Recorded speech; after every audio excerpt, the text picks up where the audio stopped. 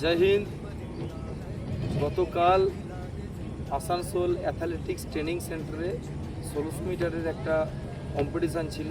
আর কম্পিটিশানে বলেছিল যে যারা কম সময়ে 1600 মিটার কমপ্লিট করবে তাদেরকে সার্টিফিকেট উইথ মেডেল দেওয়া হবে।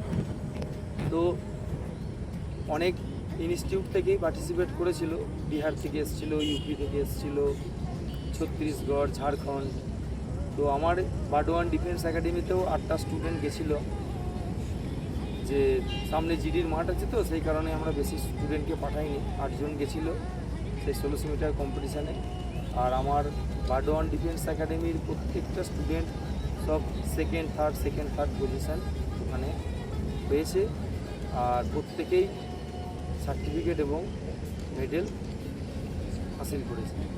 তো ওদের এই মেহনত আর ওদের এই কাবিলিয়াতের জন্য আমার তরফ থেকে, আমার বাডওয়ান ডিফেন্স একাডেমির প্রত্যেকটা ট্রেনিং স্যারের তরফ থেকে তাদের উজ্জ্বল ভবিষ্যতের কামনা করি। জয় হিন্দ, জয় ভারত। कहने को जर्रा है तू, लोहे का चर्रा है तू, टूटी जमशीरों से